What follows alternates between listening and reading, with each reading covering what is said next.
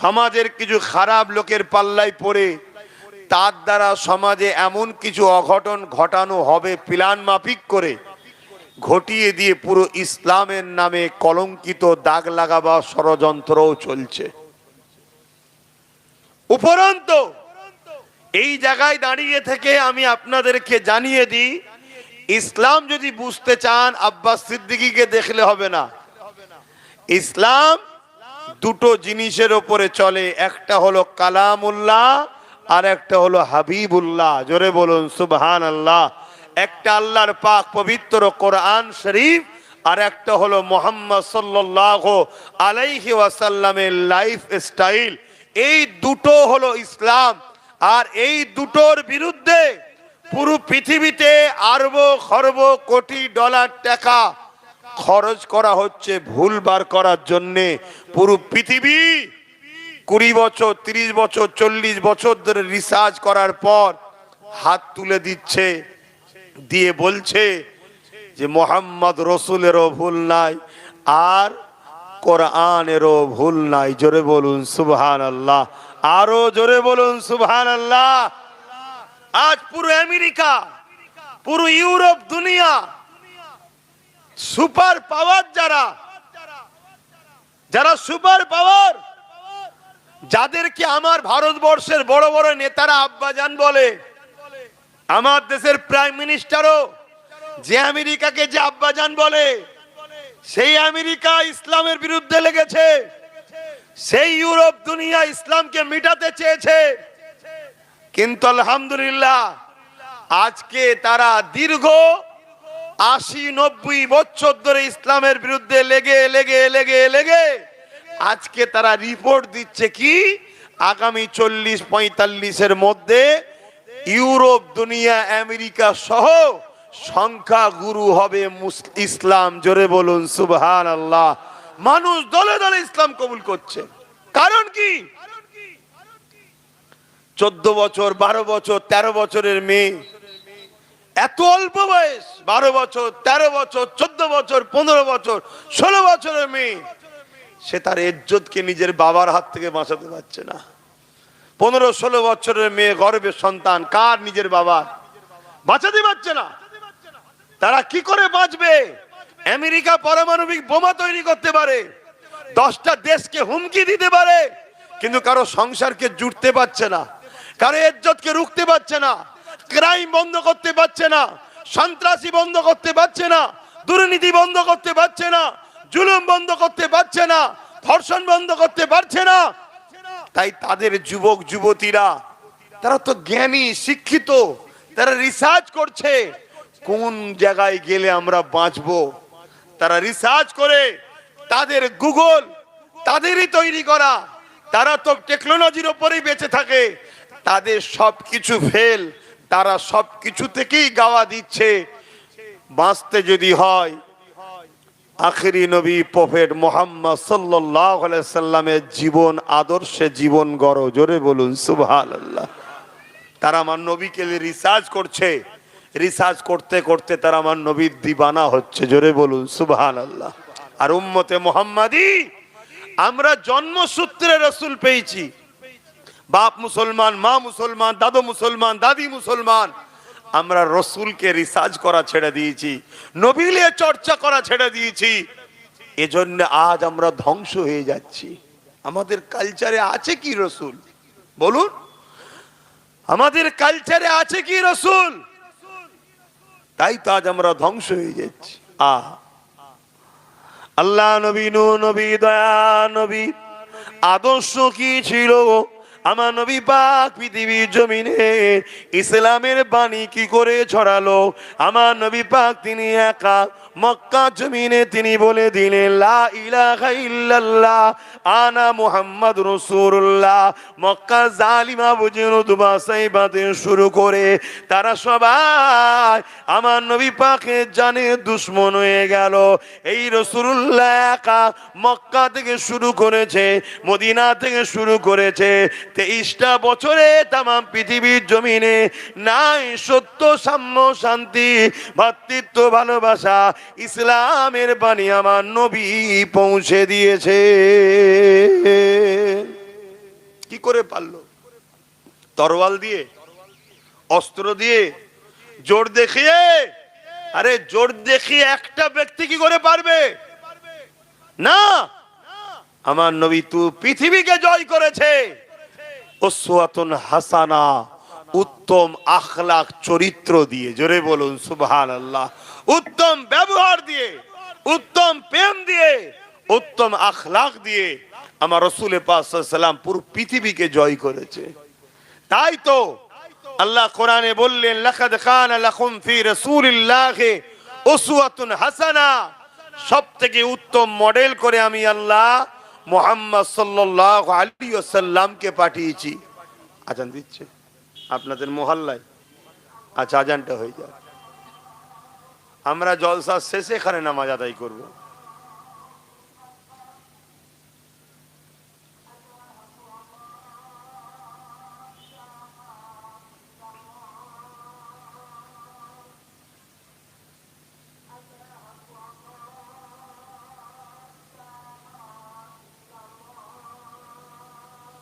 আশহাদু আল্লা ইলাহা ইল্লাল্লাহ।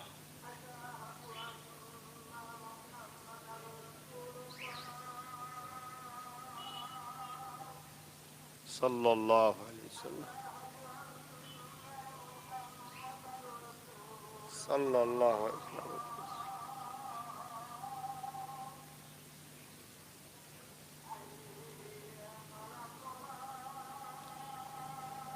লা হাওলা ওয়ালা কুওয়াতা ইল্লা বিল্লাহ।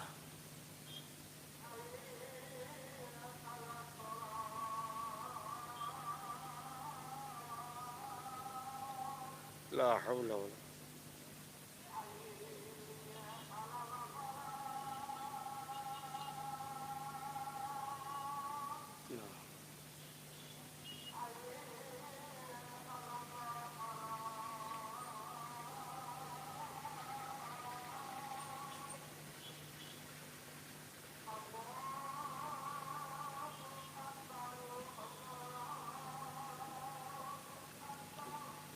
আল্লাহু আকবার, আল্লাহু আকবার।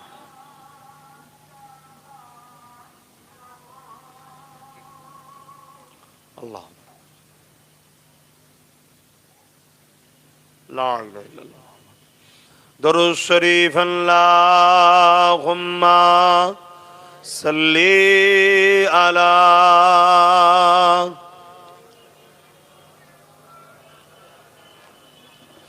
ওয়ালা আলি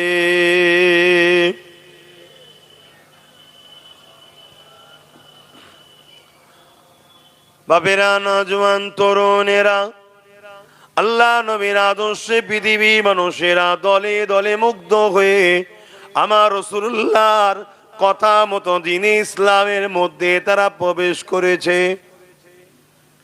এ নওজওয়ানেরা, আল্লাহ নবী, নবী, দয়া নবী এই জমিনের ওপরে যখন নারীদের ওপরে জুলুম হতেছিল, আল্লাহ নবী নারীর বাবাগুলোকে বলতে লেগেছে, কেন তোমরা জেন্ত মহিলাগুলোকে পুঁতে দিচ্ছ?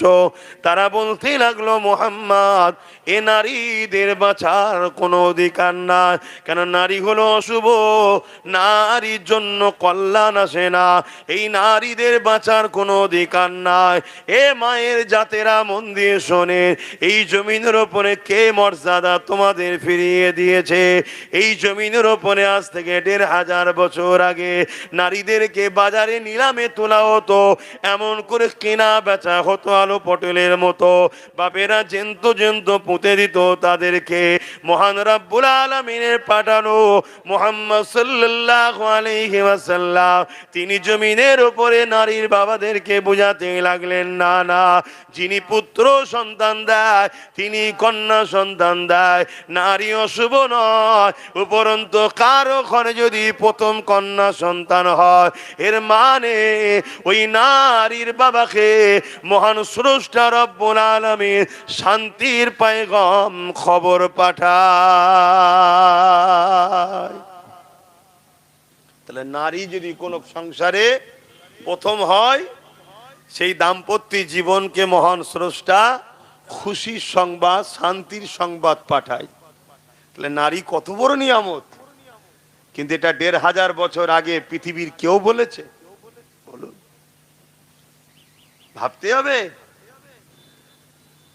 আর আজকে ১৫০০ বছর আগে সেই ইসলামের বিরুদ্ধে এত মিথ্যাচার, যে এত জঘন্যতম একটা পাপ, যে পাপের শাস্তি ইসলাম কি দিয়েছে, যদি কোনো পুরুষ কোনো নারীকে ধর্ষণ করে, ইসলাম তার শাস্তি কি দিয়েছে? মৃত্যুদণ্ড, গলা পর্যন্ত পুঁতে দাও, পাথর নিক্ষেপ করে করে মারো তাকে, সবাই মারতে মারতে মেরে ফেলো। কেন? যে মায়ের জাতের সম্মান দিতে পারে না, সে পুরুষ সুরাত একটা দুপায়ে পশু ছাড়া অন্য কিছু নয়, অতএব এই পশুর বেঁচে থাকার অধিকার নেই। এটা ইসলাম নারীদেরকে মর্যাদা দিয়েছে। ইসলামের আইন ধর্ষকদের জন্য মৃত্যুদণ্ড। আর আজকে ইসলামের বিরোধী করছে কারা? যাদের নিজেদের চরিত্র ঠিক নেই, তারা ইসলামের বিরোধী করছে। আজকে খেয়াল করে দেখুন, যে যে রাজ্যে বিজেপি শাসন চলছে, তার মধ্যে অনেকে রয়েছে ক্যান্ডিডেট হয়ে আছে, পদ পেয়ে আছে, যাদের নামে অলরেডি ধর্ষণের মামলা চলছে। খেয়াল করে দেখুন, আমার রাজ্য তো, আমার তিলোত্তমা বোন এতদিন হয়ে গেল রেপ হয়েছে, জানেন তো না? ভুলে গেছেন? আজকে সেই রেপিস্টদের শাস্তি না দিয়ে রাজ্য সরকার কোটি কোটি টাকা খরচ করছে রেপিস্টদের বাঁচাবার জন্য, সুপ্রিম কোর্টে কেস চালাচ্ছে। এরা আবার ইসলামের বিরোধী করে। তাহলে বলুন, ইসলামের বিরোধী যারা করবে, তাদের বিরুদ্ধে সত্য কথাটা বলা দরকার আছে না নাই? এটা আওয়াজ দিয়ে বলুন, দরকার আছে না নাই? তো ভাইরা আমার, আল্লাহ রসুল বললেন, কারো ঘরে যদি দুটো কন্যা সন্তান হয়, কটা? দুটো। আর ওই দুই কন্যা সন্তানের বাবা দুটো সন্তানকে যদি বুঝা না মনে করে, নারী হয়েছে বলে অবহেলা না করে, আল্লাহ দিয়া নিয়ামত মনে করে, তাকে খুশি করে, আদর করে, লালন পালন করে, ভালোবাসা দিয়ে বড় করে তুলে যদি বিবাহ দিয়ে দেয়, আল্লাহ নবী বলছেন, ওই দুই কন্যার বাবা যে নারীকে মহব্বত করে তার কন্যা সন্তানকে লালন পালন করে বড় করলো, আমি রাসূলুল্লাহ ওই বাপকে কিয়ামতের দিন শাফাআত করে জান্নাতে নিয়ে যাব। জোরে বলুন সুবহানাল্লাহ। পুরুষের বেলায় কিন্তু এ খবর দেয়নি যে পুত্র সন্তান হলে শাফাআত করব, এ কথা কিন্তু রাসূল বলেনি। কেন? নারী মায়ের জাত বড় দুর্বল হয়, বড় কমজোর হয়, বড় অসহায় হয়। তাই তাটা ভালোবাসার জিনিস, সেটা সম্মান দিবার জিনিস। তাই ইসলাম কি সম্মান দিচ্ছে দেখো। আল্লাহ নবী আরো একটু আগিয়ে গিয়ে বললেন, কারো ঘরে যদি পরপর তিনটে কন্যা সন্তান হয়, ওই তিন কন্যার বাবা যদি ওই তিনটে কন্যাকে বুঝা না মনে করে, অবহেলা না করে, লালন পালন করে তার যদি বিবাহ দিয়ে দেয়, আমি রসুল পাক সাল্লাল্লাহু আলাইহি ওয়াসাল্লাম বলছি, তিন কন্যার বাবা আর আমি রাসূলুল্লাহ, মন দিয়ে দেখুন, দুটো আঙুল পাশাপাশি দেখাচ্ছে, আল্লাহর জান্নাতে পাশাপাশি থাকবো। জোরে বলুন সুবহানাল্লাহ। এই কথা যখনই বলেছে, এক সাহাবী রাসূলের অনুসারী ওখানে বসেছিলেন, তিনি বলতে লাগলেন, হুজুর আমার তো একটি কন্যা, তাহলে এই নিয়ামত থেকে আমি বঞ্চিত হয়ে গেলাম। আল্লাহ রসুল বললেন, না, তোমাকেও বলছি, তুমি তোমার কন্যাকে ভালোবাসো, তাকে আদর করো, তাকে মমত মায়া দাও, ভালোবাসা দাও, বাপের প্রেম দাও, তাকে লালন পালন করে বড় করো। আমি রাসূলুল্লাহ বলছি, তোমাকেও জান্নাতে নিয়ে যাবো। জোরে বলুন সুবহানাল্লাহ। তাহলে ইসলাম নারীদেরকে কত সম্মান দিয়েছে। এক যুবক এসে বলছে, হুজুর আমার উপরে সব থেকে বেশি কার হক? আল্লাহ নবী বললেন, তোমার মায়ের। তারপরে কার? তোমার মায়ের। তারপরে কার? তোমার মায়ের। তারপরে কার? তোমার বাপের। অর্থাৎ পুরুষের থেকে বাপ হলো পুরুষের জাত, নারী ও মা হলো নারীর জাত। পুরুষের থেকে নারীর 3 গুণ মর্যাদা ইসলাম দিয়েছে। জোরে বলুন সুবহানাল্লাহ। আর আজকে এই সম্মান শোনার পরেও আমরা পুরুষরাও বলছি সুবহানাল্লাহ। কি নারীদের সম্মানের কথা শুনে আমরা খুশি না বেজার? আমাদেরকে রাসূল এই ট্রেনিংটা দিয়েছে। মুসলমান ইমানদার কখনো নারীকে অবহেলা করতে পারে না, তুচ্ছ তাচ্ছিল্য করতে পারে না। আরো একটা কথা শুনুন, পৃথিবীতে শ্রেষ্ঠ পুরুষ কে? বলুন পৃথিবীতে শ্রেষ্ঠ পুরুষ কারা?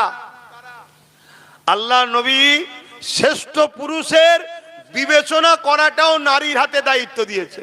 কি?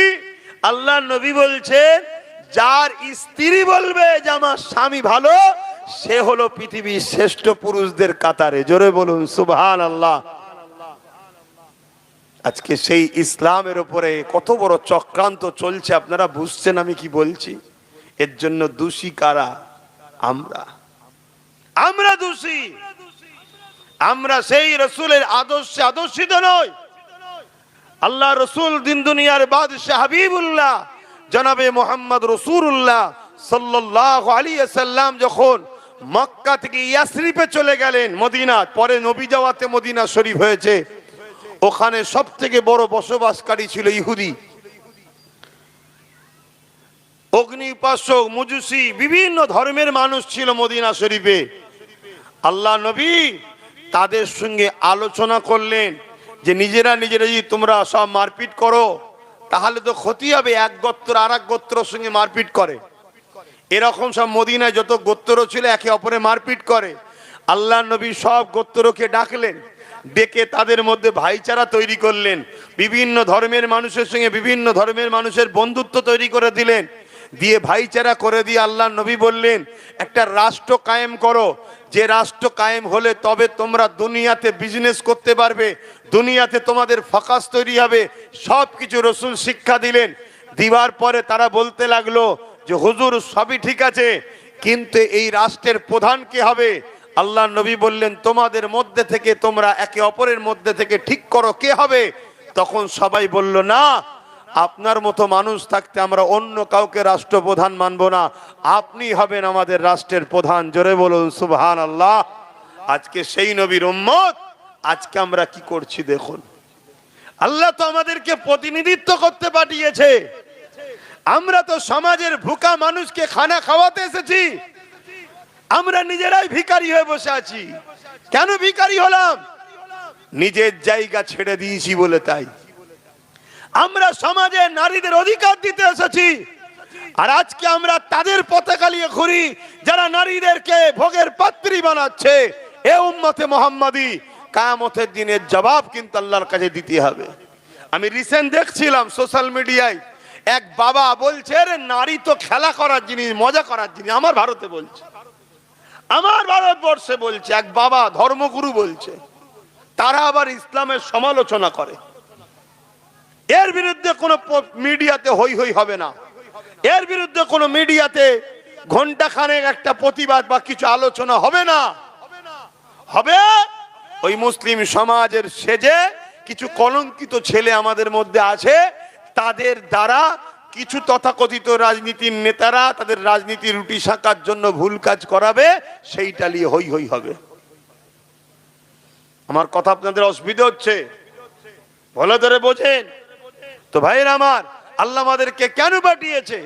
আমাদেরকে এই জমিনের উপরে অন্যায় মুক্ত সমাজ গড়ার জন্য পাঠিয়েছে, মদ মুক্ত সমাজ গড়ার জন্য পাঠিয়েছে। আজকে মদের কারণে কত ক্রাইম হচ্ছে, কত অ্যাক্সিডেন্ট হচ্ছে, কত পরিবার ধ্বংস হয়ে যাচ্ছে এই মদের কারণে। এই মদ মুক্ত করার জন্য আল্লাহ আমাদেরকে উম্মতে মুহাম্মাদি করে পাঠিয়েছে। আর আজকে আমরা কি করছি? মাতাল সরকারের পিছনে ঘুরে বেড়াচ্ছি। তাহলে বলুন আল্লাহ আমাদের উপরে নারাজ হবে না হবে না? আর আল্লাহ যখন নারাজ হবে চারিদিক দিয়ে মার খেতে হবে। যার জন্য লড়াই করলাম তার হাতেও মার খাচ্ছি, আর যার বিরুদ্ধে লড়াই করেছি সে তো মারবেই। চারিদিক দিয়ে মার খেতে হবে। এখনো সময় আছে আমার রাসূলুল্লাহ সুন্নাতে জীবন গড়ুন। আল্লাহ নবীকে চেনেন, নবী পাককে প্রিয়ার করেন, নবী পাকের আদর্শে জীবন গড়েন। আপনার ধর্মনীতি আমার রাসূলুল্লাহ যেভাবে করেছে, আপনার সমাজনীতি আমার রাসূলুল্লাহ যেভাবে করেছে, আপনার রাজনীতি আমার রাসূলুল্লাহ যেভাবে করেছে।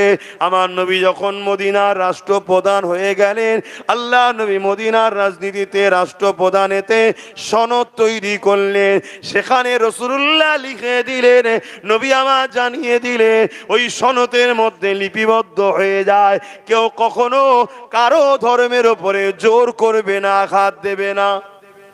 শুনছেন, আমার দেশের সংবিধান তো সেই অনুসরণ করে চলছে। এই কথা মাথায় আসছে? এ নওজওয়ানেরা, এ আমার নবী পাকের প্রেমিকেরা, আল্লাহ নবী, নবী, দয়া নবী তোমার আমার জন্য মডেল। সেই রাসূলুল্লাহকে চেনো, নবী পাককে পিয়ার করো, রাসূলুল্লাহর গোলাম হয়ে যাও, রাসূলুল্লাহকে এমন করে নিজের মডেল বলে মানিয়ে নাও, মেনে নাও, রাসূলুল্লাহকে সম্মান করো, তাজিম করো। আমার রাসূলুল্লাহ হলেন আমাদের একমাত্র নেতা। আর আমার রাসূলুল্লাহকে আল্লাহ কি শানওয়ালা লিডার বানিয়েছিল শোনো, শুধু জমিনে নয়, তামাম কায়নাতের উপরে আল্লাহ তিনাকে রাজত্ব করার পাওয়ার দিয়েছে। আমার রাসূল পাক সাল্লাল্লাহু আলাইহি ওয়াসাল্লাম এমন সময় একদিনে দেখা যায় চাঁদের দিকে উংলির ইশারা করেছে, চাঁদ দুটুকরো হয়ে গেছে, সূর্যের দিকে উংলির ইশারা করেছে, সূর্য আবার পুনরায় ফিরে এসেছে। যার আগুনের ইশারায় চাঁদ দুটুকরো হয়, যার আগুনের ইশারাতে সূর্য পুনরায় ফিরে আসে, এই রকম ব্যক্তিত্ব, তিনি হবে আমাদের একমাত্র মডেল। অন্য কাউকে মডেল বানাওনি, তাহলে দুনিয়া তো ধ্বংস হচ্ছ, আখিরাত তো ধ্বংস হয়ে যাবে। শুনছেন তো আপনারা কি নিয়ামত আল্লাহ আমার নবীকে করেছে। আমার রাসূল পাক সাল্লাল্লাহু আলাইহি সাল্লাম যখন সূর্যের দিকে ইশারা করেছে, সূর্য পুনরায় ফিরে এসেছে, পৃথিবীর কেউ আছে পারবে? কথা বলে।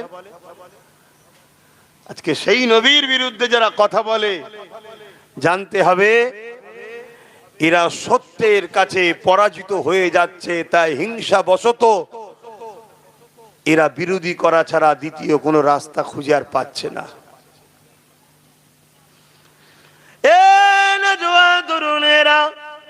এই জমিনের উপরে রোম থেকে শুরু করে, পারস্য থেকে শুরু করে, এই জমিনের উপরে নানা রকম অত্যাচার জুলুম হতো। এমনকি মক্কাতে একটা মেলা হতো, কাজের মেলা। ওই মেলাতে নারীদেরকে বাজারে তোলা হতো, সেগুলো ধনীরা খরিদ করে নিয়ে যেত, তাদের দেহকে শোষণ করে তাদেরকে হত্যা করে মেরে দিত। আল্লাহ নবী এর বিরোধী করলো, নারী জাতকে সম্মান দিবার কথা যখন বলল, এই কারবার, এই ব্যবসা যারা করত, তখনকার সময়ে তারা ক্ষমতার আসনে বসেছিল, তারা এমন করে দেখা যায় আল্লাহ রাসূলুল্লাহর বিরোধী করতে শুরু করলো। আমার নবী পাককে চারিদিক থেকে তারা আঘাত দিতে শুরু করলো, এমনকি আমার নবী পাককে জানে পর্যন্ত মেরে দিবার পরিকল্পনা করলো। তাই আমার নবী পাক লোকালয় ছেড়ে দিয়ে পাহাড়ে চলে গেলে, ওই পাহাড় থেকে এসে মানুষকে বুঝাতে আবার পাহাড়ে চলে যেতে। এ যুবকেরা, তরুণেরা, বাপেরা, আর সমাজে কিছু ব্যক্তি বেরিয়েছে, তারা আজকে আমার রাসূলুল্লাহর বিরোধী করতে লেগেছে। এমন একটা ব্যক্তি সমাজের মধ্যে বিরোধী করছে, কিছুদিন পরে দেখা যাচ্ছে তারাও আজকের দিনে সেই দিনে আবু জেহেল, উতবা, সাইবা যা করেছে, নারীদের দেহ বেশ শোষণ করত, নারীদেরকে নিলামে তুলত, বিক্রি করত, আজকের দিনেও দেখা যাচ্ছে এরাও সেই কাজের মধ্যে জড়িত হয়ে রয়েছে। নিশ্চয় আপনারা সোশ্যাল মিডিয়ায় দেখছেন, কোন এক বাবা বেরিয়েছিল, বড় বড় কথা বলছিল ইসলামের বিরুদ্ধে। দেখেন না যে মুসলমানদের তো আমি টেনশন দিতে এসছি, দাড়িওয়ালা টুপিওয়ালাদের টেনশন দিতে এসছি। লাস্টে দেখা যাচ্ছে সেই বাবারই আড্ডাখানা যেখানে থাকে সেটা খোঁজ নিয়ে দেখা যাচ্ছে নাবালিক সব বাচ্চা ভর্তি, তাদের দিয়ে নোংরা কাজ করাতো, এই সব ধান্দা ইনকাম করাতো। দেখছেন, ঠিক ইসলামের বিরোধী সেইগুলোই করছে যারা কোনো না কোনো এরকম শয়তানি পাপাচার কাজে জড়িয়ে আছে। তাদের ভয় হচ্ছে ইসলামের আলোতে আমাদের 2 নম্বরই ধান্দানা বন্ধ হয়ে যায়, তাই তারা ইসলামকে মিটাতে চাইছে। কিন্তু আমাদের কি দায়িত্ব নয় ইসলামের পক্ষে দাঁড়িয়ে ইসলাম বিদ্বেষীদের মোকাবেলা করা? দায়িত্ব আছে না নাই? এই মোকাবেলাটা কিভাবে করবেন? এই মোকাবেলাটা কিভাবে করবেন? সর্বপ্রথম মোকাবেলা হলো আমি ইসলামের আদর্শে জীবন গড়ব। ইসলাম যে খাদ্যকে অপছন্দ করে আমি সে খাদ্য খাবো না। ইসলাম ঘুষকে অপছন্দ করে আমি ঘুষ দেবো না, ঘুষ লবো না। ইসলাম নেশাকে অপছন্দ করে আমি নেশা জাতীয় দ্রব্য বিক্রি করব না, নেশা জাতীয় দ্রব্য খাবো না। ইসলাম যেগুলোকে অপছন্দ করেছে সেগুলোকে ত্যাগ করতে হবে, যেগুলোকে বাস্তব ইসলাম পছন্দ করে সেগুলোকে জীবনের মধ্যে আনতে হবে। প্রথমে যদি নিজে ইসলামের রঙে রঙিন হই তাহলে দেখবেন এমনি এমনি হাজারো জালিম শেষ হয়ে যাবে। প্রথম কাজ হলো এটা। দ্বিতীয় কাজ হলো আমার নবী সাহাবা হুজুররা যেভাবে জালিমদের বিরুদ্ধে লড়াই করেছে আমাদেরকেও লড়াই করতে হবে না? হবে না? আওয়াজ দিয়ে বলুন, করা দরকার আছে না? না। আর এখানেও একটা কথা বলে যায়, মনে রাখবেন, আমার রাসূলুল্লাহ কোনোদিন কোন ধর্মের বিরুদ্ধে লড়াই করেনি। এটা মাথায় রেখে দেবেন। আমার রাসূলুল্লাহ টোটাল লাইফে অনেক কটা লড়াই রাসূলুল্লাহ করেছেন, একটা লড়াই রাসূলুল্লাহ করেনি কোন ধর্মের বিরুদ্ধে। রাসূলুল্লাহ যতগুলো লড়াই করেছে জালিমের বিরুদ্ধে, মজলুমের পক্ষে। জোরে বলুন সুবহানাল্লাহ। গরিবের পক্ষে, এতিমের পক্ষে, বিধবার পক্ষে, অসহায়ের পক্ষে, মজলুমের পক্ষে দাঁড়িয়ে রাসূল লড়াই করেছে। সন্ত্রাস, জালিম, অত্যাচারী, মানবতা বিরোধী যারা তাদের বিরুদ্ধে রাসূলুল্লাহ লড়াই করেছে। তাহলে আমাদের এই লড়াইয়ের দরকার আছে না নাই? লড়াই করতে হবে। আজকে আমরা অনেকে মনে করি আমি ভালো কাজ করি জান্নাতে চলে যাব। ভালো কাজ শুধু করে জান্নাতে যাওয়া যাবে না, অন্যায়ের বিরুদ্ধে লড়াই করতে হবে, ভালো কাজ করতে হবে। দুটো কাজ আল্লাহ দিয়েছে। কুনতুম খায়রা উম্মাতিন উখরিজাত লিন-নাস তা'মুরুনা বিল মা'রুফ ওয়া তানহাউনা আনিল মুনকার। শুধু ভালো কাজ করো আল্লাহ বলে রে। ভালো কাজ যেমন করতে হবে অন্যায়কে মিটাতেও হবে। এর নাম হলো ইসলাম। জোরে বলুন সুবহানাল্লাহ। কথা মাথায় ঢুকছে? আজকে একসাথে আমরা প্রতিবেশী, ধরুন 50-60 বছর ধরে কম বেশি আছেন তো নাকি আশপাশে একসাথে? এখন দেখা যাচ্ছে আপনাদের আশপাশে কোনো অমুসলিম বা মতুয়াকে দেখা যাচ্ছে ভাইদেরকে উপরে কেউ জুলুম করছে, তার নাগরিকত্ব কেউ জোর করে কেড়ে দিচ্ছে। তুমি মুসলমান যদি মনে করো যে ওটা অন্য ধর্মের মানুষ, ও নাগরিকত্ব যাচ্ছে, যাও, তাহলে তুমি কিন্তু ঠিক মুসলমান হতে পারলে না। ও মুসলমান কি অমুসলমান ওটা তোমার বিষয় না, ওই হিসাবটা স্রষ্টা নেবে। কিন্তু মানুষ তোমার স্রষ্টা সৃষ্টি, সে বিপদে পড়েছে, তাকে তোমার সাথ দিতে হবে। এটা ইসলাম শিখাচ্ছে। জোরে বলুন সুবহানাল্লাহ। আর এটাও বলছি, কেউ যদি মনে করে যে আমরা বিপদে পড়লে তো সাথ দেয় না, সেটাও তোমার জানার প্রয়োজন নাই। কেন তোমার ধর্ম শিখিয়েছে আল্লাহর দয়া যদি তুমি পেতে চাও আল্লাহর সৃষ্টির উপরে দয়া করো। কথা কিছু বুঝে আসছে? তার কি আছে আমি জানি না, সে কেন দেয়নি সেটাও জানি না, আমার জানার প্রয়োজনও নাই। তুমি আমার কওমের মানুষ, তোমাকে আমি জানাচ্ছি, কোন মানুষ যদি বিপদে পড়ে, সে মুসলিম হোক আর অমুসলিম হোক, তার পাশে দাঁড়িয়ে তার বিপদ মুক্ত করার নামও ইসলাম। জোরে বলুন সুবহানাল্লাহ। আল্লাহ যেমন আমাদেরকে নামাজ দিয়েছে, আল্লাহ যেমন আমাদের জন্য রোজা দিয়েছে, আল্লাহ যেমন আমাদেরকে মালদারদেরকে হজ দিয়েছে, মালদাদিওকে শতকরা 2.5 টাকা, ইমানদারদিওকে যাকাত দিবার জন্য ইমানদার গরিবদের যাকাত দিতে হবে, এই যেমন নিয়ম ইমানদার ধনীদের দিয়েছে, সেই আল্লাহ আমাদেরকে শিক্ষা দিয়েছে। কেউ ক্ষুধার্ত থাকলে তাকে খানা খাওয়াও, কেউ অসহায় থাকলে তাকে আশ্রয় দাও, কারো বস্ত্র না থাকলে বস্ত্র দাও, কেউ যদি সাহারা চাই তাকে সাহারা দাও। এ যুবকেরা, তরুণীরা, বাপেরা, এটাও ইসলামের নাম, এটাও ইসলামের কাজ। রাসূলুল্লাহ সুন্নাত যেমন টুপি পরা, রাসূলুল্লাহ সুন্নাত যেমন দাড়ি রাখা, রাসূলুল্লাহ সুন্নাত যেমন দস্তখান বিছিয়ে খাওয়া, রাসূলুল্লাহ সুন্নাত যেমন মাথায় কাঙ্কি দিয়া, রাসূলুল্লাহ সুন্নাত এগুলো যেমন এ যুবকেরা, তরুণেরা, বাপেরা, ঠিক তেমনই এর থেকেও বড় সুন্নাত হলো গরিব দুঃখীদের পক্ষে দাঁড়িয়ে জালিমদের বিরুদ্ধে লড়াই করা। এই লড়াইয়ে যদি তোমার জীবন চলে যায়, আল্লাহ রসুল জানিয়ে দিয়েছে তুমি বেহিসাব জান্নাতে পেয়ে যাবে। কেন? গরিব দুঃখীর পক্ষে দাঁড়িয়ে জালিমদের বিরুদ্ধে লড়াই করা এটা দুনিয়া নয়, এটা হলো ইসলামের কাজ। আর ইসলামের কাজের জন্য যে শহীদ হয়, মারা যায়, আল্লাহ তাকে বেহিসাব জান্নাত দেয়। কিন্তু এই সব আলোচনাগুলো তো বন্ধই হয়ে গেছে। কি গো, অসুবিধা হচ্ছে আপনাদের? এসব আলোচনা তো বন্ধই হয়ে গেছে। এখন শুধু আলোচনা হয় এই করো এত নেকি, এই করো এত নেকি, এই করো এত নেকি।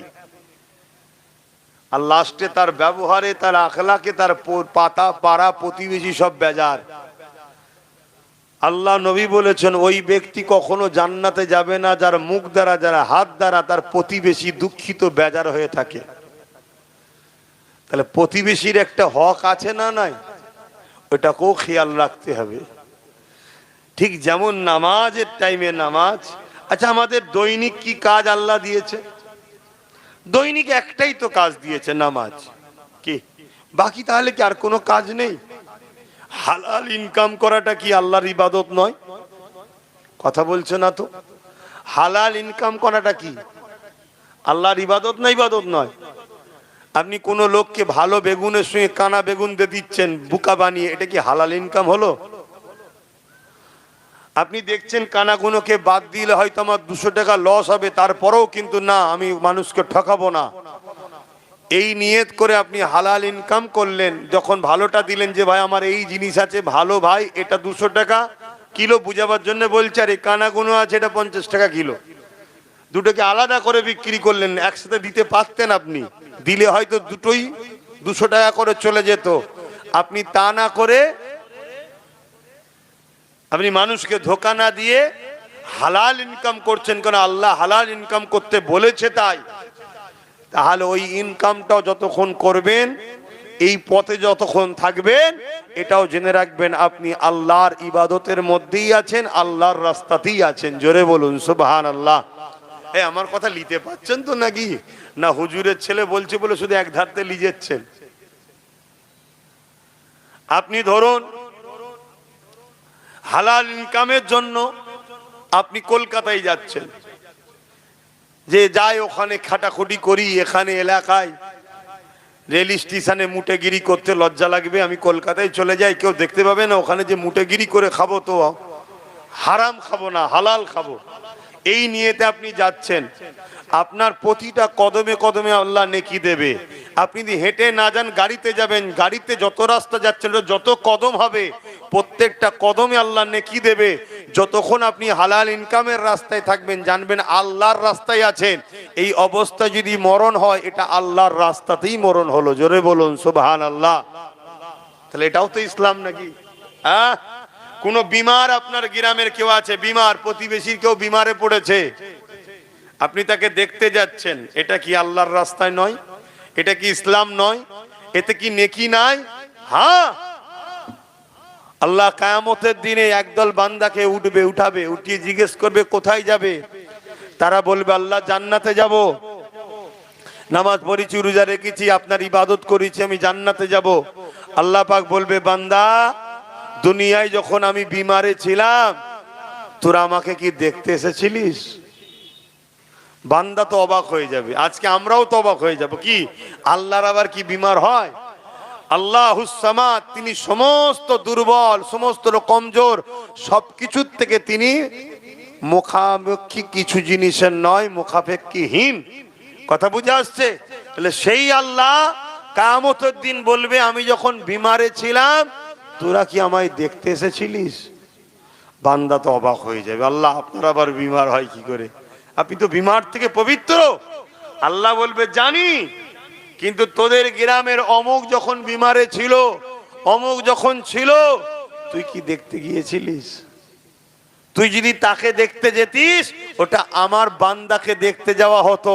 আমি আল্লাহ আমার বান্দার জন দেখতে যেতিস, আমার জন্যই যাওয়া হতো। জোরে বলুন সুবহানাল্লাহ। তাহলে আমরা কি বিমারীদের দেখতে যাই? ভাবুন, কিয়ামতের দিনে আল্লাহ কিছু বান্দাকে বলবে তোমরা কোথায় যাবে? তারা বলবে জান্নাতে যাব। আল্লাহ বলবে আমি যখন ক্ষুধার্ত ছিলাম খেতে দিয়েছিলিস, আজকে জান্নাত চাইছিস? আবার বান্দা বলবে আল্লাহ আপনার আবার খিদে লাগে, এটা তো জানতাম না। আল্লাহ বলবে কেন? তোর গ্রামে গরিব ছিল, এতিম ছিল, তারা খেতে পেত না, তুই কি কখনো খোঁজ নিয়েছিস? তাদের খাবার দিয়েছিস? তাদেরকে যদি দিতিস আমার বান্দা তারা, আমি আল্লাহ আমাকেই দেয়া হতো। জোরে বলুন সুবহানাল্লাহ। তাহলে ভাবুন, এটা কি ইসলাম নয়?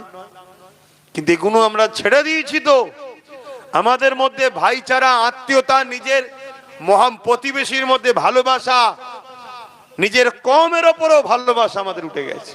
একে অপরের সহযোগিতা করা, একে অপরের পাশে দাঁড়ানো সব বন্ধ হয়ে গেছে। আত্মীয়তা তো শেষ হয়ে গেছে। আমি আমার কথাও বলছি, আমি অবশ্য জ্বালায় আত্মীয়তা করতে পারি না। আমি সময় কোথা পাই? রাত্রিরে ঢুকি 9টা 10টা 11টায়, আর সকালে রেডি হয়ে বেরোতে হয় 11টা 12টায়। তো সময় কোথা পাচ্ছি? আত্মীয়তা করারও সময় পাইনি। কিন্তু কত মারাত্মক খারাপ জিনিস। কিন্তু কি করব? মানুষ জলসা একটা করে করলে মানুষের সঙ্গে সময়ও দেওয়া যায়, একটু ভালো করে কথা বলা যায়, আরো কাজ হয় না। দুটো করে করছি, তাও বলছি একটু হাজিরি দিলেই হবে। আরেকটা ল্যান্ড কথা বুঝে আসছে? আল্লাহ মাফ করেন, বলুন আল্লাহুম্মা আমিন। আত্মীয়তা করতে হবে। মনে রাখবেন, আত্মীয়তা যে করে তার হায়াত আল্লাহ বরকত দেয়। জোরে বলুন সুবহানাল্লাহ। যদি হায়াতের বরকত চান, আত্মীয় স্বজনের বাড়ি যাবেন, কুটুমের বাড়ি যাবেন, বাপকুল, মাকুল, দাদকুল, দাদিকুল যে আত্মীয় স্বজন আছে তাদের বাড়ি যাবেন, একটু বসবেন, দুটো কথা বলবেন। যদি আল্লাহ অর্থ দেয়, আপনি যদি গরিব হন, কিছু নজরানা দিয়ে এলেন, কিছু ফল কিনে নিয়ে গেলেন, তার মন খুশি হয়ে যাবে। সে দোয়া করবে আল্লাহ তোর হায়াত দারাজ করুক, এটাই বলবে তো। হ্যাঁ, আত্মীয়তা করবেন, মানুষের কাছে যাবেন। আল্লাহ আমাদের সকলকে দিন বুঝার তৌফিক দিক, রাসূল পাক সাল্লাল্লাহু আলাইহি সাল্লামকে চিনার আল্লাহ তৌফিক দান করে। বলুন আল্লাহুম্মা আমিন। আমার নবী পাক সাল্লাল্লাহু আলাইহি সাল্লাম তিনি সমস্ত মানুষ শুধু নয়, সমস্ত মখলুককে ভালোবেসেছেন। জোরে বলুন সুবহানাল্লাহ। আল্লাহ নবী কেমন ছিলেন একটা ছোট্ট কথা বলি। আল্লাহ নবী একদিন এক পথ দিয়ে যাচ্ছে, রাসূলুল্লাহর কানে একটা সালামের আওয়াজ আসলো, যে সালামটা কোনো মানুষের কথা নয়। এ নওজওয়ানেরা, আল্লাহ নবী সামাম মখলুকাতের নবী ছিলেন, এই জন্য তিনি তামাম মখলুকাতের ভাষা বুঝতেন। হযরতে নবী সুলাইমান আলাইহিস সালামকে আল্লাহ তামাম মখলুকাতের নবী করেছিলেন, এই জন্য তিনিও সমস্ত মখলুকের ভাষা বুঝতেন। সমস্ত নবীদের মধ্যে যে মুজিজা আল্লাহ দিয়েছে, ওই মুজিজাগুলো আল্লাহ আমার রাসূলুল্লাহর মধ্যেও দিয়েছে। তার থেকে আরো 70 গুণ বেশি মুজিজা আমার রাসূলুল্লাহকে আল্লাহ দিয়েছে। তে আমার নবী পাক একদিন রাস্তা দিয়ে যেতেছিলেন, দূর থেকে একটা জঙ্গল ঝোপের ভেতর থেকে একটা সালামের আওয়াজ আমার নবী পাকের কানে এলো। আসসালাতু আসসালামু আলাইকা ইয়া রাসূলুল্লাহ হাবিবাল্লাহ, এই বলে সালামের আওয়াজ আসতে লেগেছে। আল্লাহ নবী যেদিক থেকে আওয়াজ আসে ওই দিকে নবী আমার আগিয়ে গেলে, আগিয়ে গিয়ে কাছে গিয়ে দেখতে লেগেছে একটা হরিণী বাঁধা রয়েছে, তার গলাতে শিকল দড়ি লাগানো রয়েছে। ওই হরিণীটা আমার রাসূলুল্লাহকে আবার সালাম দিলে নবী পাক বলতে লাগলেন, কি ব্যাপার, কি বলছো তুমি? সেই হরিণী তখন কাঁদো কাঁদো চোখে বলে, ইয়া রাসূলুল্লাহ হাবিবাল্লাহ, আমার ভাষা দুনিয়ার কেউ বুঝবে না, আর আমার ব্যথা দুনিয়ার কেউ বুঝবে না, কিন্তু আমার ভাষাও ব্যথা আপনি বুঝতে পারবেন, কেন আপনি হলেন রাহমাতাল লিল আলামিন। রাহমাতাল লিল আলামিন, তামাম আলমের জন্য রহমত, তামাম আলমের মধ্যে যারা আছে সবার জন্য রহমত। তো হুজুর, আমাকে এক শিকারী বন্দী করেছে, আমাকে এক শিকারী বন্দী করেছে, করে শিকার করতে আরো গেছে, হুজুর আমার দুটো ছোট ছোট বাচ্চা আছে, আমাকে একটু ছেড়ে দেন, আমি বাচ্চা দুটোকে দুধ পান করিয়ে শেষবারের মতো তার সঙ্গে দেখা করে আমি আবার ফিরে আসবো।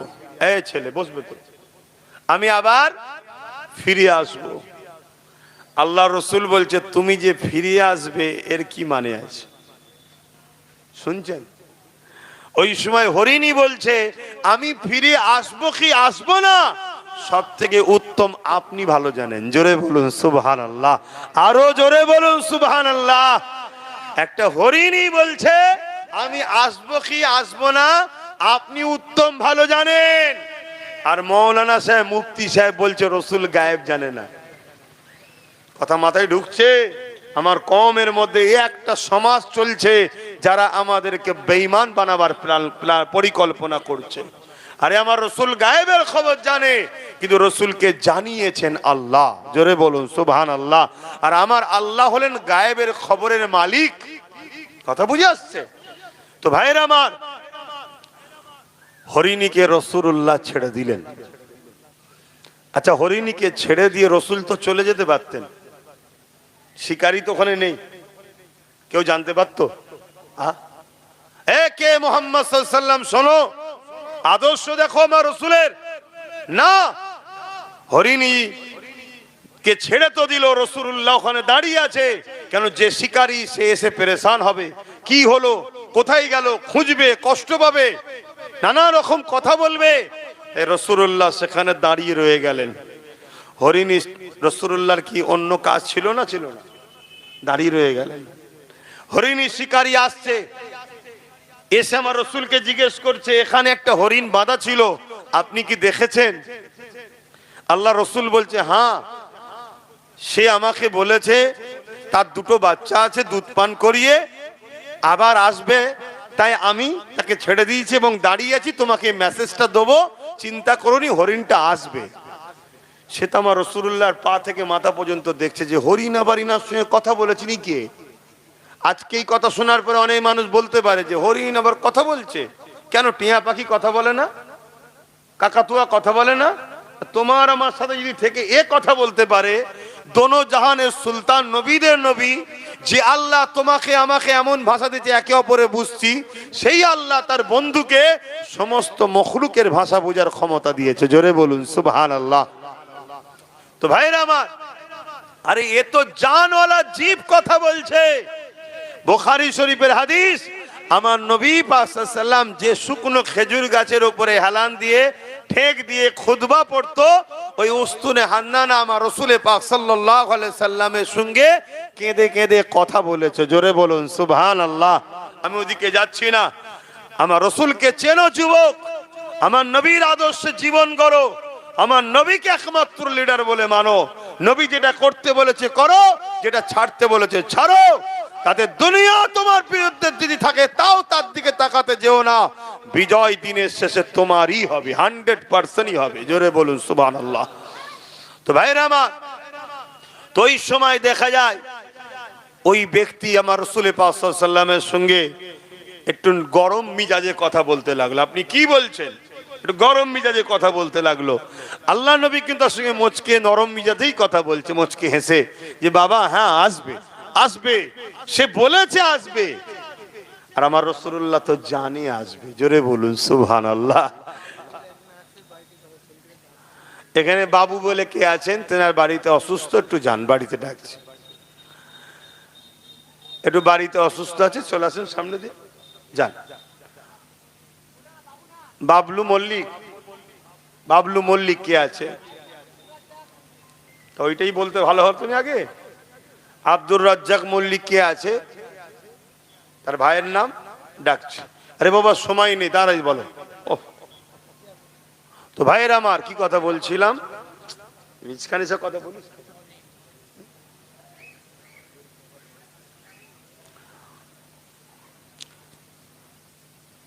কি কথা বলছিল? আমি বহুত দুনিয়া, মানুষটা ছোট আর লোড অনেক, কথা বুঝলে, মানুষটা ছোট লোড অনেক, একটু লাইন ক্রস হয়ে গেলে আবার ফিরে আসতে গন্ডগোল হয়ে যায়, অন্য লাইনে তার লেগে যায়।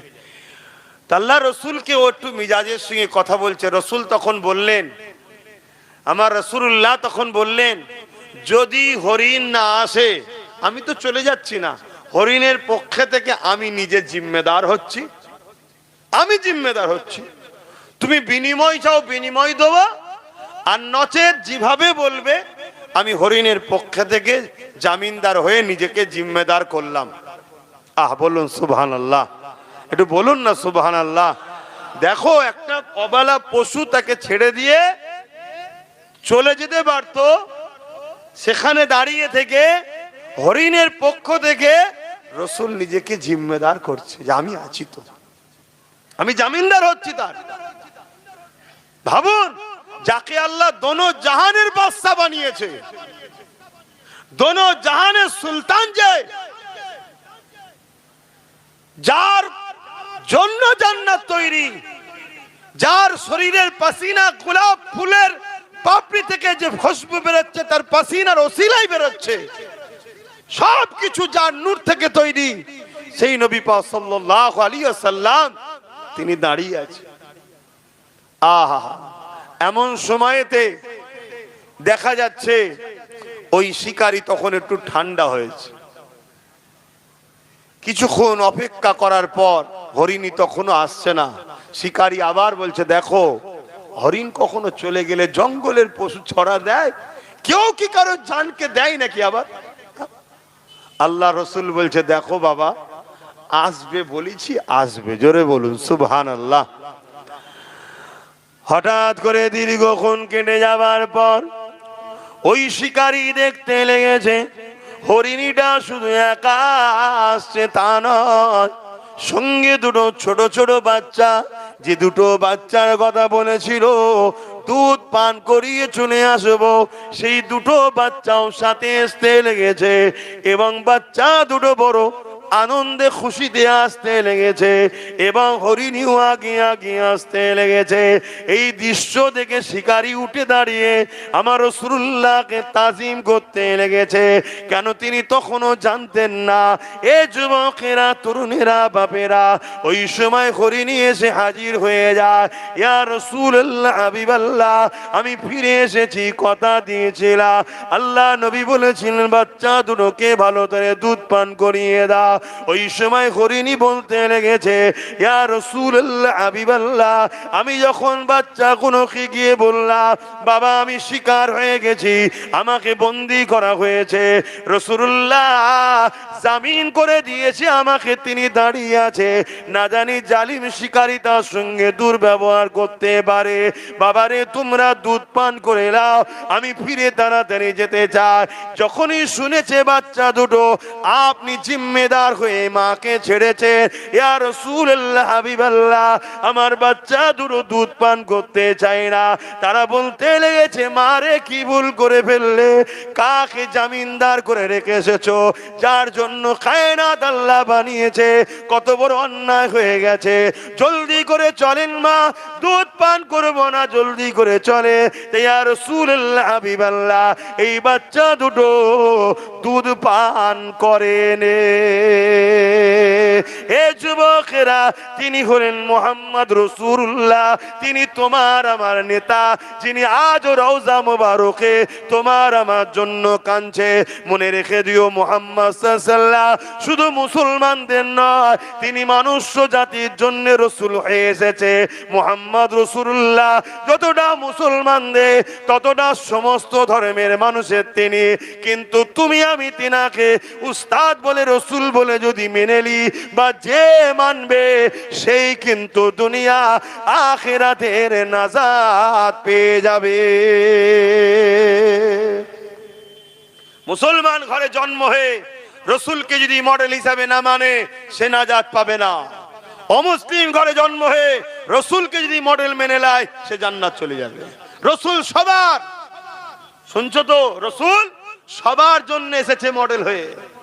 হ্যাঁ, তা ওই সময়তে এই দৃশ্য দেখে শিকারী তো এবারে হাত জোর করছে, পায়ে পড়তে যাচ্ছে। আল্লাহ রসুল বলছেন, না বাবা, তুমি আমায় চেনো না, তাই একটু তুমি মিজাজে কথা বলেছো, আমি রসুল কিছু মনে করিনি। আমি কিছু মনে করিনি, আমি মোহাম্মদ কিছু মনে করিনি। তখন শিকারী বলছে আপনি আমায় ক্ষমা করেন, বিনিময়ে এই আমার যে বন্দি করা শিকারী ছিল ওটা তো আমার বন্দি, আমি হরিণটাকে আপনাকে গিফট নজরানা তোহফা দিতে চাই। আল্লাহ রসুল বললেন যদি সত্যি তুমি আমায় খুশি করতে চাও তাহলে আমি রসুল চাই এই মা হরিণকে তার বাচ্চার সঙ্গে আজাদ করে দাও। জোরে বলুন সুবহানাল্লাহ, আরো জোরে বলেন। যখন এই কথা রাসূলুল্লাহ বললেন ওই শিকারী চোখে পানি এসে গেল। কে আপনি, এত দয়া আপনার, কে এত আপনি, আপনার মনে এত মায়া। ওই সময়তে সেই হরিণীটাকে যখন আজাদ করে দিল, হরিণী এবং বাচ্চা দুটো আনন্দে লাপাতে লেগেছে, আর জবান দিয়ে বলছে আশহাদু আল্লা ইলাহা ইল্লাল্লাহু ওয়া আশহাদু আন্না মুহাম্মাদান আবদুহু ওয়া রাসূলুহু। হরিণীও সাক্ষী দিচ্ছে আল্লাহ ছাড়া কোনো ইলাহা নাই, আল্লাহ ছাড়া কোনো মাবুদ নাই। আরো সাক্ষী দিচ্ছি মুহাম্মদ সাল্লাল্লাহু আলাইহি ওয়াসাল্লাম আপনি আল্লাহর প্রেরিত রাসূল ও আল্লাহর বান্দা।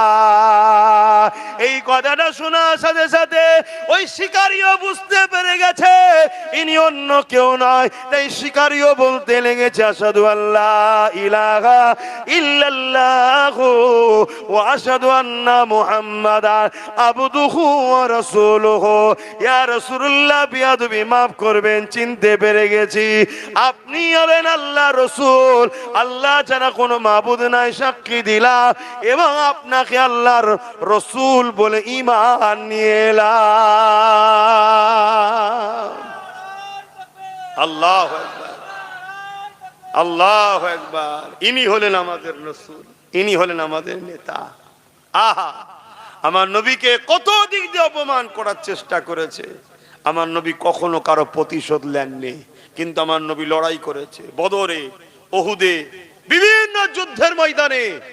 কি জন্যে? গরিব দুঃখী অসহায় জালিম মানুষদের জন্যে, সন্ত্রাসবাদ অত্যাচারী শাসকদের বিরুদ্ধে আল্লাহ নবী গরিবের মুখে হাসি ফুটাবার জন্য লড়াই করেছে। জোরে বলুন সুবহানাল্লাহ। তাহলে আমরা লড়াই করব না, করব না? জোরে বলুন। আমাদের লড়াই হিন্দুদের বিরুদ্ধে থাকবে না, আমাদের লড়াই আদিবাসী, দলিত, সাঁওতাল, বাগদি কোন ধর্মের বিরুদ্ধে আমাদের লড়াই নয়।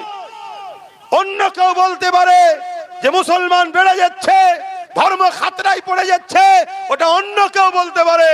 আমাদের লড়াই থাকবে মানবতার পক্ষে, মজলুমের পক্ষে, গরিবের পক্ষে, এতিমের পক্ষে, বিধবার পক্ষে, অসহায়ের পক্ষে। একটা হিন্দু বোনের জন্য যদি পুরো একটা দেশের সঙ্গেও লড়াই করতে হয় তাও লড়াই করতে আমরা রাজি আছি, ঠিক না বেঠিক? ও কোন ধর্মের দেখবো না, মানবতার দৃষ্টিকোণ থেকে আমরা তার পক্ষেও দাঁড়িয়ে লড়াই করব। এর নাম ইসলাম। জোরে বলুন সুবহানাল্লাহ। ইতিহাস পড়েন না? এরকমও তো আমাদের অনেক পূর্বপুরুষরা লড়াই করেছে, গায়ের মুসলিম বোনেদের ইজ্জত বাঁচাবার জন্য লড়াই করেছে। ইতিহাস পড়েন না? তো যাক, এখন নামাজের দিকে আমাদেরকে যেতে হবে আবার, আর ইতিহাস বলার সময় নেই। তো যাক, সংক্ষেপ সময় এইটুকুই আমি বুঝাতে চাইলাম। নামাজ, রোজা, দাড়ি, টুপি, হজ, যাকাত, দান, খায়রাত, মসজিদ, মাদ্রাসা, এগুলো আমার ধর্মের, এগুলোর প্রয়োজন আছে না নাই, কিন্তু এটা ব্যক্তি জীবনের। কিন্তু সমাজ জীবনের জন্য সমস্ত মানুষের পক্ষে আমাদেরকে দাঁড়াতে হবে। অসহায়, দুঃখী, গরিব, সর্বধর্মের, বর্ণের, ভাষার মানুষের পাশে আমাদেরকে দাঁড়াতে হবে। এটাই ইসলাম আমাদেরকে শিখিয়েছে, এটাই আমাদের কাজ। মনে রাখবেন, আল্লাহ রসুল বললেন কেউ যদি জালিম হয় আর তুমি যদি সেই জালিমকে শক্তিশালী করার জন্য তার সাথ দাও, শুনছেন, তুমি ইসলাম থেকে বেরিয়ে যাবে। কেউ যদি জালিম হয় আর তুমি যদি সেই জালিমকে সাথ দিবা, শক্তিশালী করার জন্য সাথ দাও, তুমি ইসলাম থেকে বেরিয়ে যাবে। আজ একদিকে কেন্দ্র সরকার আর একদিকে রাজ্য সরকার ওয়াকাফের বিরোধী করছে, এটা জুলুম না জুলুম নয়? জোরে বলেন। এদিকে যেমন তাদের সাথ দিলে ইসলাম থেকে বেরিয়ে যাব, পাশাপাশি আজকে দুই সরকারের নেতৃত্ব চলাকালীন নারীদের ইজ্জত আজ বাঁচছে না, কন্টিনিউ নারীদের উপরে জুলুম হচ্ছে, অত্যাচার হচ্ছে, এবং যারা জুলুম করছে তাদেরকে এই হুকুমতরা আবার সেলফ দিচ্ছে, তাদেরকে নিরাপত্তা দিচ্ছে, এটা কি জুলুম না জুলুম নয়? এই জালিমদের পক্ষে দাঁড়িয়ে হে মুসলমান, কখনো তোমরা ইসলামের পক্ষে থাকতে পারবে না। এই জালিমদের বিরুদ্ধে লড়াই করা এটা আমাদের ঈমানি দায়িত্ব। দায়িত্ব মনে করে লড়ো, গরিব দুঃখী অসহায় মানুষের পক্ষে দাঁড়াও। এটাই আজকে আমার এই সামান্যতম সময়ের মধ্যে কথা। কেন এটা আমার রাসূলুল্লাহর আদর্শ, এটা আমার নবীর জীবন। কেন আমার নবী পাক সাল্লাল্লাহু আলাইহি সাল্লাম 570 খ্রিস্টাব্দে 12 রবিউল আউয়ালে এসেছিলেন এবং 40 বছর যখন রাসূলুল্লাহর বয়স হয় তখন নবী পাক সাল্লাল্লাহু আলাইহি সাল্লাম দ্বীনের প্রচার শুরু করলেন। এই দ্বীনের প্রচার যখন শুরু করে আমার নবী পাক সাল্লাল্লাহু আলাইহি সাল্লামের বিরুদ্ধে রোম থেকে শুরু করে, নাজ্জাসি থেকে শুরু করে, পারস্য থেকে শুরু করে আজকের ইরান বলুন, এভাবে সব পৃথিবী জুড়ে জালিম হুকুমতরা আমার রাসূলুল্লাহর বিরুদ্ধে লেগে গেল। আমার নবী পাক সাল্লাল্লাহু আলাইহি সাল্লাম ইনসাফের পক্ষে, মানবতার পক্ষে, গরিবের পক্ষে, সম্প্রীতি মানব প্রেমের পক্ষে, সাম্যের পক্ষে আমার রাসূল পাক সাল্লাল্লাহু আলাইহি সাল্লাম দাঁড়ালেন। এই বিশাল বিশাল শক্তির মোকাবেলা করে আমার রাসূলের আদর্শে দলে দলে মানুষ রাসূলুল্লাহ ছায়াতলে আসতে লাগলেন। 11টা বছর ধরে জালিম হুকুমতদের বিরুদ্ধে লড়াই করেছে রাসূল। তারপরে নবী পাক গেছেন মেরাজে, ওখানে যাবার পর রাসূলুল্লাহকে আল্লাহ নামাজ দিয়েছে। মনে থাকবে তো? তাহলে আগে জঙ্গল পরিষ্কার করতে হবে, সমাজের অন্যায় অত্যাচার জুলুম রাহাজানি দুর্নীতিকে বন্ধ করতে হবে। আজ বড় দুঃখ লাগে এই সমাজের এতিমরা আজকে কত অবহেলিত, এতিমদের উপরে কত অত্যাচার করা হচ্ছে। অথচ রাসূলুল্লাহ বলছে কেউ যদি এতিমদের মাথায় হাত বোলায় সেজন্য আমি রাসূলুল্লাহ আমার মাথায় হাত বোলালো। জোরে বলুন সুবহানাল্লাহ। আল্লাহ নবী বলছে এতিমদেরকে কেউ যদি খানা খাওয়ায় সেজন্য আমি রাসূলুল্লাহ আমাকে খানা খাওয়ালো। জোরে বলুন সুবহানাল্লাহ। কেউ যদি এতিমদের পরনের কাপড় দেয় সেজন্য আমি রাসূলুল্লাহ আমাকে কাপড় দিল। তাই আজ আপনাদেরকে একটা মেসেজ দিয়ে যাচ্ছি, আপনাদেরই দোয়া, আপনাদেরই সহযোগিতায় নলেজ সিটিতে গত বছর থেকে স্কুল চালু হয়েছে। এই বছরে নতুন জানুয়ারি থেকে আবার ভর্তি অলরেডি শুরু হয়ে গেছে, ক্লাস শুরু হবে। 4 থেকে 8 পর্যন্ত ক্লাস চলছে। আপনারা আপনাদের বাচ্চাদের ঘরেও ভর্তি করতে পারেন। বিশেষ করে আমার যেটা ঘোষণা, আপনাদের জানাশোনা কোনো খবর যদি থাকে, কোনো এতিম বাচ্চা যদি কারো থাকে, কোনো খবর জানা এতিম বাচ্চা, তার সাথে আমার একটু যোগাযোগ করান। আমি ওই এতিম বাচ্চাকে আমার নলেজ সিটিতে নিয়ে যে তার থাকা, খাওয়া, জামা কাপড়, পড়াশোনার ফিস সব দিয়ে তাকে আমি লালন পালন করে বড় করতে চাই, যাতে করে সে পড়াশোনা করে আগামী দিন হয় ডাক্তার হোক, উকিল হোক, জজ হোক, আইএস আইপিএস হোক। কেন সে আমার সমাজের বাপ নেই মা নেই বলে অবহেলিত হয়ে কালকে দেখা যাবে কোন দুনিয়ার চক্রান্তকারী নেতাদের হাতের কাঠপুতুল হয়ে সমাজ বিরোধী কাজ করবে, তার দুনিয়াও শেষ হবে, আখেরাতও শেষ হবে। এই এতিম বাচ্চার পাশে যদি আমরা দাঁড়াতে পারি, আমার আখেরাত ভালো হবে, আমার দুনিয়া ভালো হবে এবং এই বাচ্চাদের একটা সুন্দর জীবন তৈরি হবে। এজন্য কমসে কম এতটুকু তো করতে পারবেন যে জানাশোনা থাকে একটু যোগাযোগ করান আমার সাথে। কি এইটুকু তো বলবেন নাকি? হ্যাঁ, অবহেলা করবেন না। তো যাক, সময় তো নেই, নামাজ পড়তে হবে। এখন সালাম পড়বো। ইয়া নবী সালাম।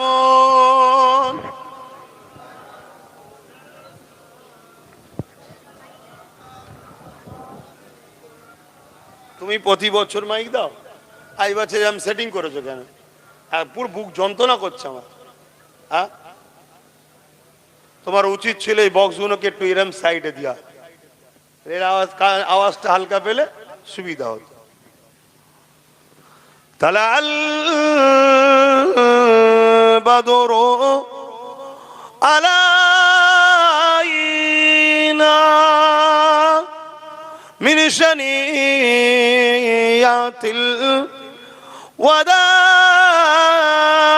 ওয়াদাই ওয়াজাবা শুকরু আলাইনা মাদাগা লিল্লাহ আহিদাই। ইয়া নবী সালামুন, ইয়া রাসূল, ইয়া হাবিব সালাম।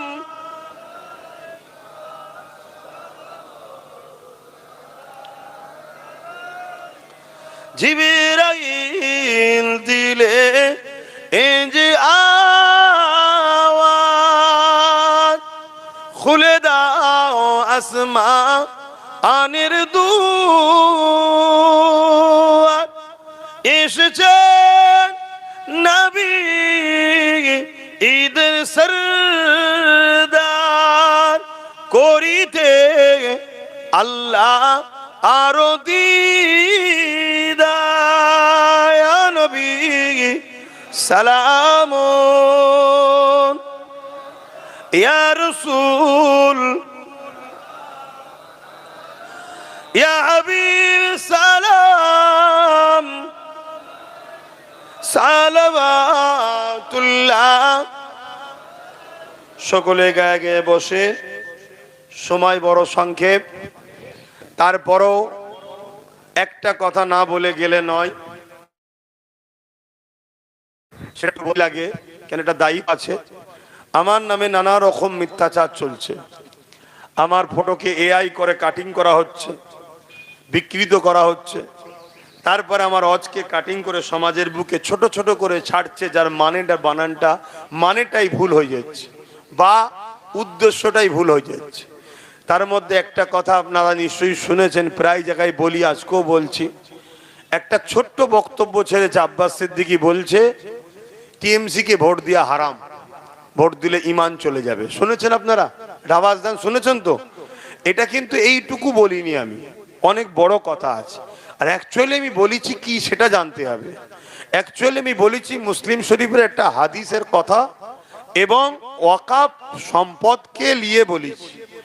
আমি বলেছি মুসলিম শরীফের হাদিসের মধ্যে আছে, আল্লাহ রসুল বলছেন অন্যায় দেখলে হাত দিয়ে রোকো, অর্থাৎ অন্যায়কে হাত দিয়ে রুখে দাও, অন্যায় করতে দিও না, হাত দিয়ে রুখে দাও। যদি হাতে রুখতে না পারো মুখ দিয়ে প্রতিবাদ করো, যদি মুখে প্রতিবাদ করতে না পারো অন্তর থেকে ঘৃণা করে সরে যাও। এই অন্তর থেকে ঘৃণা করে সরে যাওয়া, এটাও ঈমান আছে কিন্তু দুর্বল। তাহলে অন্যায় দেখলে এই তিনটের মধ্যে কোনোটা যদি আপনার মধ্যে না থাকে তাহলে আপনার মধ্যে ঈমান নেই। অন্যায় হচ্ছে হয় হাত দিয়ে রুখবে, যদি এই খসলত না থাকে, এই গুণ না থাকে, তাহলে মুখ দিয়ে প্রতিবাদের গুণ থাকা দরকার। তাও যদি না হয় অন্তর থেকে ঘৃণা করে দূরে সরে যাওয়া দরকার। তা না করে আজ কেন্দ্র সরকার ওয়াকাফ কালা কানুন তৈরি করেছে, মসজিদ মাদ্রাসা কবরস্থান ঈদগাহ খানকা ওয়াকাফ কেলে নিতে চাইছে। এটা ঠিক করছে না অন্যায় করছে? এই যেমন এসআইআর করে আজকে বহুত মানুষের নাম বাদ দিয়ে সব ইদিক উদিক হচ্ছে না, হয়নি? এটা ঠিক করছে না অন্যায় করছে? ঠিকভাবে তো হয়নি। ঠিকভাবে যদি হতো আলাদা কথা, এ তো মানুষের উপর জুলুম করা হচ্ছে। তো যাই হোক, এই যে ওয়াকাফকে যে মিটিয়ে দিতে চাইছে, অন্যায় করছে। তাহলে রাসূলুল্লাহর হাদিস, তাহলে হাত দিয়ে রোকো, যদি হাত দিয়ে রুখতে না পারো মুখ দিয়ে প্রতিবাদ করো, তা না পারো অন্তর থেকে ঘৃণা করে দূরে সরে যাও। কিন্তু তা না করে কোনো মুসলমান যদি বিজেপি কে ভোট দেয় তার ঈমান থাকবে? এক কথা বলছেন না কেন? আমি তো এইটা বলেছি, কিন্তু এইটাকে কেটে বাদ দিয়ে দিয়েছে, এটা দেয়নি, দিয়েছে পরের অংশটা। তারপর আমি কি বলেছি, ওই কেন্দ্র সরকারের বিরুদ্ধে যখন আমরা আন্দোলন করতে নামবো বা নেবেছি, রাজ্য সরকারের পুলিশ, রাজ্য সরকার আমাদেরকে জেলে দিয়েছে, আমাদের অনেককে কেস দিয়েছে, অনেককে আবার বলেছে দিল্লি গিয়ে আন্দোলন করো, বলেছে না বলেনি? এটা ঠিক করেছে না অন্যায় করেছে? তাহলে অন্যায় দেখলে হাত দিয়ে রুখতে হবে। তাহলে হাত দিয়ে রুখতে না পারো মুখ দিয়ে প্রতিবাদ করো, মুখ দিয়ে প্রতিবাদ না করো অন্তর থেকে ঘৃণা করো। তা না করে যদি কোনো মুসলমান এই ওয়াকাফের বিরোধী সরকারকে যদি ভোট দেয় তার ঈমান থাকবে? এইটা তো আমি বলেছি। আমি এটা বলেছি, রাজ্য সরকার বলছে কোরআন শেষ হয়ে যাবে, উন্নতি শেষ হবে না। কোরআন কি শেষ হয়ে যাবে? কোরআন শেষ হয়ে যাবে যে বলেছে ঠিক বলেছে না অন্যায় করেছে? তাহলে এর কথাকে ফেরত দিতে হবে, না অন্তরে প্রতিবাদ করতে হবে, মুখ দিয়ে প্রতিবাদ করতে হবে, হাত দিয়ে রুখতে হবে, না হয় অন্তর থেকে ঘৃণা করে সরে যেতে হবে। তা না করে কোরআন মিটে যাওয়া যে বলবে, তাকে যদি কোনো মুসলমান ভোট দেয় তার ঈমান থাকবে? আমাদের বক্তব্য এইটা ছিল, কিন্তু পুরোটা না দিয়ে আগের অংশ কেটে এইটুকু শুধু দিয়েছে, দিয়ে ছেড়েছে যাতে করে আমাকে মানুষ ভুল বোঝে। কিন্তু মনে রাখবেন, আগেই বললাম, আল্লাহ রসুল বলেছে যে জালিম হবে জানার পরে তাকে যদি কেউ সাথ দেয় শক্তিশালী করার জন্য, সে ইসলাম থেকে বেরিয়ে যায়। যে ইসলাম থেকে বেরিয়ে যায় তার ঈমান থাকে। কথা বলেন। সতর্ক করার দায়িত্ব ছিল, সতর্ক করেছি, আজকেও করলাম। একটু বুঝে বুঝে কাজ করুন। এখন আমার শেষ কথা জানতে চাইছি, কেন্দ্র সরকার ওয়াকাফকে মিটাতে চাইছে হ্যাঁ কি না? এটা আওয়াজ দিয়ে বলুন সবাই। মিটাতে চাইছে তো? এটা ঠিক করছে না জুলুম করছে? রাজ্য সরকার কেন্দ্র সরকারের ওই আইনকে মেনেছে না মানেনি? তাহলে রাজ্য সরকার ঠিক করলো না জুলুম করলো আমাদের সাথে? তাহলে ওয়াকাফের বিরুদ্ধে রাজ্য সরকার হ্যাঁ কি না? বলুন বলুন বলুন। তাহলে কেন্দ্র সরকারও ওয়াকাফের বিরুদ্ধে, রাজ্য সরকারও ওয়াকাফের বিরুদ্ধে। যারা আমার ওয়াকাফের বিরুদ্ধে মসজিদ মাদ্রাসা মিটাতে চায় তারা জালিম না জালিম নয়? আর জালিম যদি কোনো মুসলমান শক্তিশালী করার জন্য ভোট দেয়, তার ইমান সে ইসলাম থেকে বেরিয়ে যাবে না যাবে না? মিশকাত শরীফের হাদিস, রাসূলুল্লাহর কথা, এটা জানাবার দায়িত্ব ছিল, জানালাম। এই জায়গায় দাঁড়িয়ে থেকে ওয়াকাফকে বাঁচাবার জন্যে নবী বংশের আওলাদ নওশাদ সিদ্দিকী লড়ছে, সুপ্রিম কোর্টে কেস পর্যন্ত এখনো চালাচ্ছে। সেই নওশাদের সাথ দেওয়া দরকার আছে না নাই? তাই আপনাদেরকে বলে যাচ্ছি, তার সাথ দেবেন। কথা শেষ, আসুন দোয়া চাইব আল্লাহর কাছে। সকলে একটু তওবা পড়ি। বিসমিল্লাহির রহমানির রহিম। আল্লাহ তাআলা, আমি জানা অজানা, ইচ্ছা ও ইচ্ছা সকল গুনাহ হইতে তওবা করিতেছি। আস্তাগফিরুল্লাহ রাব্বি মিন কুল্লি জামবি ওয়া আতুবু ইলাইহি। আশহাদু আল্লা ইলাহা ইল্লাল্লাহু ওয়াহদাহু লা শারীকা লাহু ওয়া আশহাদু আন্না মুহাম্মাদান আবদুহু ওয়া রাসূলুহু। লা ইলাহা ইল্লাল্লাহ মুহাম্মাদুর রাসূলুল্লাহ সাল্লাল্লাহু আলাইহি ওয়াসাল্লাম।